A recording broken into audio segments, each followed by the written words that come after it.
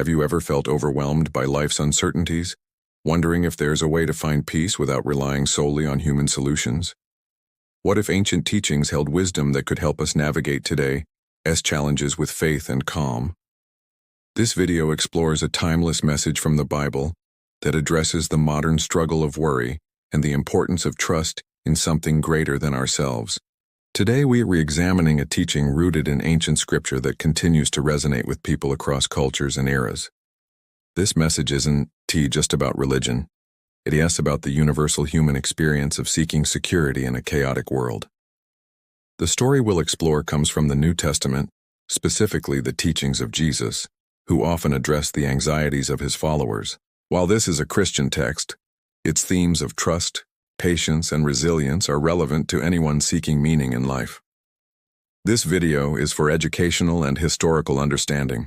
We'll examine the context of this teaching, its cultural significance, and how it might offer insights for modern challenges.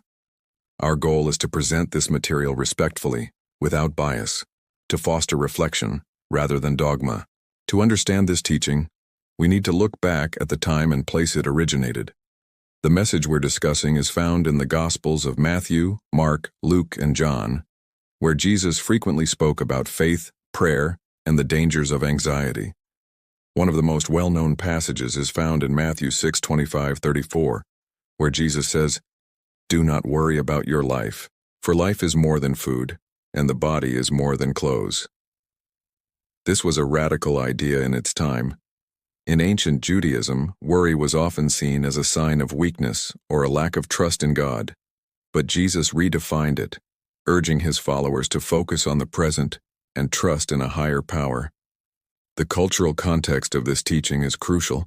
In the first century, people lived in a world of constant uncertainty. Wars, plagues, and political instability were common. For many, faith was a way to cope with these fears. However, Jesus' message was not about passive acceptance. He called his followers to active trust that God would provide for their needs even in the face of hardship. This wasn't just spiritual advice, it was a call to live with intention and hope. The story of Jesus' teachings on worry is part of a broader narrative in the New Testament. For example, in the parable of the 10 virgins, Matthew 25:1-13, Jesus uses the image of vigilance to illustrate the importance of being prepared for life's uncertainties. Similarly, the story of the woman with the issue of blood, Mark 5:25-34, shows how faith can overcome even the most dire circumstances. These stories weren't just moral lessons. They were responses to the real struggles of people who lived in a world where survival was never guaranteed. Before we continue, if you enjoy exploring ancient scriptures and their meanings, consider subscribing to the Ancient Scripture channel for more educational content. Your support helps us bring these timeless lessons to a wider audience. Let's now delve deeper into the specific teaching about worry. In Matthew 6:25-34, Jesus uses everyday examples to make his point. He asks his followers not to be anxious about their basic needs, food, clothing, or shelter, because God provides for the birds and the flowers. This might seem simplistic, but it was a radical shift in perspective. In a society where survival often depended on one's own efforts, Jesus was challenging his followers to trust in a divine plan. He wasn't dismissing human responsibility, rather he was redefining it. Trust in God, he said, wasn't about passivity, but about aligning one's life with a higher purpose. The wisdom here is profound. Jesus wasn't just telling people to stop worrying. He was teaching them to reframe their relationship with uncertainty. Instead of seeing challenges as threats, they could view them as opportunities to practice faith. This wasn't about ignoring problems, but about approaching them with a mindset of hope. For instance, in the story of the loaves and fishes, Matthew 14:13-21, Jesus feeds a crowd with a few loaves and fish, demonstrating that even in scarcity, there is provision. This act of faith wasn't just a miracle, it was a testament to the power of trust. Today, this teaching might seem outdated. We live in a world of instant gratification, where we can order food, buy clothes, or access information at a moment's notice. Yet the anxiety of modern life often stems from a similar place: fear of the unknown, pressure to succeed, or uncertainty about the future. The ancient message isn't about denying these struggles, It's about offering a different way to respond.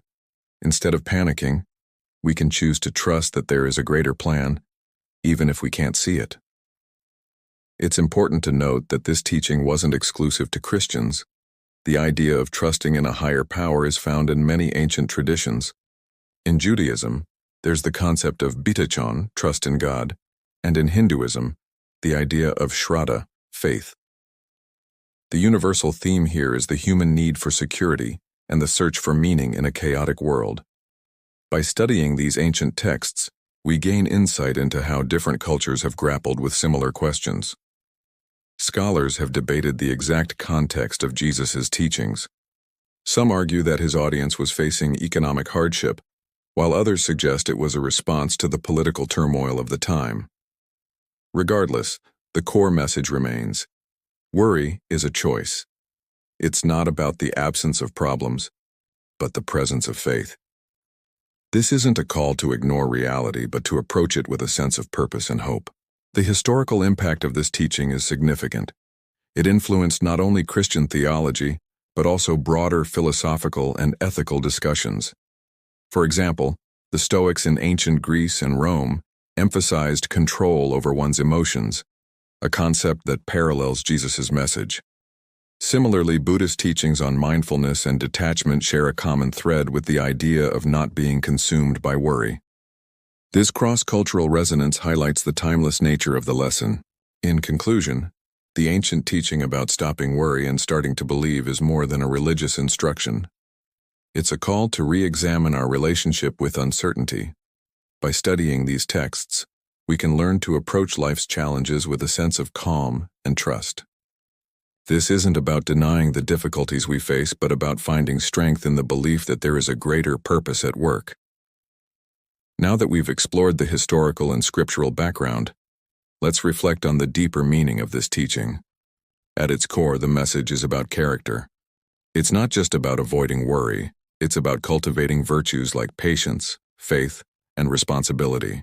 In a world that often prioritizes immediate results, this ancient lesson reminds us that some things require time, trust, and a willingness to let go of control. Consider the modern context. In the United States, anxiety is a prevalent issue. According to the Anxiety and Depression Association of America, over 40 million adults experience anxiety disorders each year.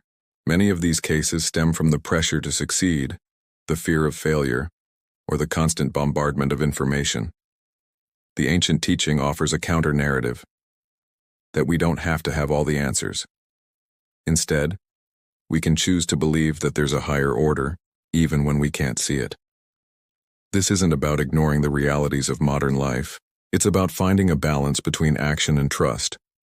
For instance, when facing a difficult decision, we can take steps to gather information, but we can also choose to trust that we have the wisdom to make the right choice. This doesn't mean passivity. It means avoiding the trap of overthinking. The ancient message is a reminder that faith isn't the absence of doubt, but the presence of hope. Another key lesson is the importance of community. In ancient times, faith was often a communal practice. People gathered to pray, to share stories, and to support one another. This sense of belonging was crucial for mental and emotional well-being. Today, while we may not have the same physical communities, we can still cultivate a sense of connection, whether through religious practices, social groups, or even online communities. The act of sharing our struggles and seeking support can reduce the burden of worry.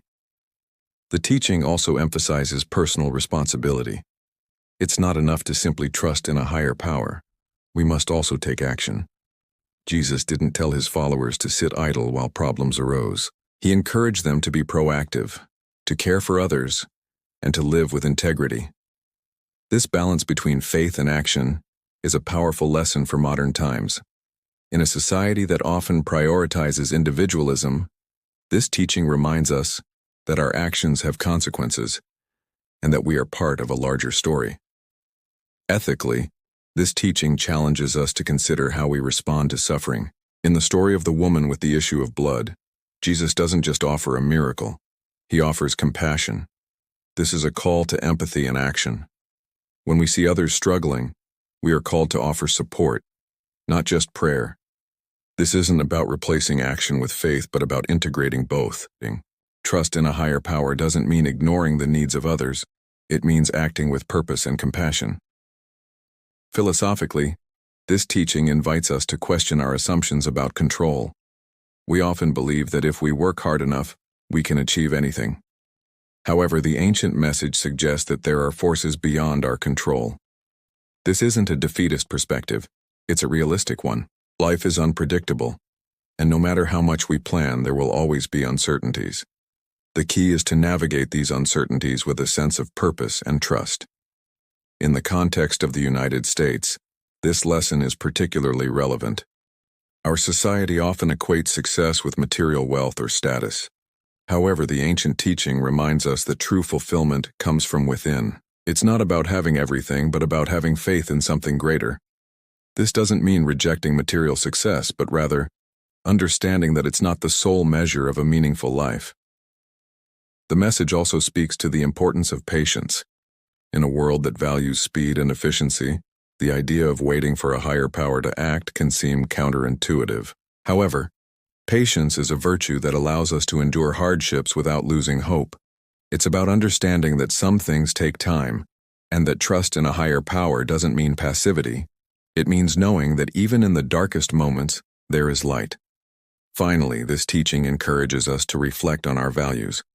What do we truly believe in? What matters most to us? In a society that often prioritizes external validation, this ancient lesson reminds us to look inward. It's not about following a set of rules, but about living in alignment with our deepest values. Whether that involves faith, compassion, or justice, the key is to act with integrity and purpose. Which part of this ancient teaching resonated with you the most? Was it the idea of trust in a higher power, the balance between faith and action, or the emphasis on community and patience? And how do you see its message connecting to your own life or beliefs today? Share your thoughts in the comments. I'd love to read them. In summary, the ancient teaching about stopping worry and starting to believe is a powerful reminder of the importance of trust, patience, and community. It challenges us to approach life's uncertainties with a sense of purpose and hope, rather than fear and anxiety. Whether you're a believer or not, this lesson offers timeless wisdom that can help us navigate the complexities of modern life. If you found value in this video, I encourage you to like, subscribe, and share it with others who might benefit from these insights. Your support helps us continue exploring the rich tapestry of ancient scriptures and their relevance today. Thank you for watching, and may you find peace in the wisdom of the past.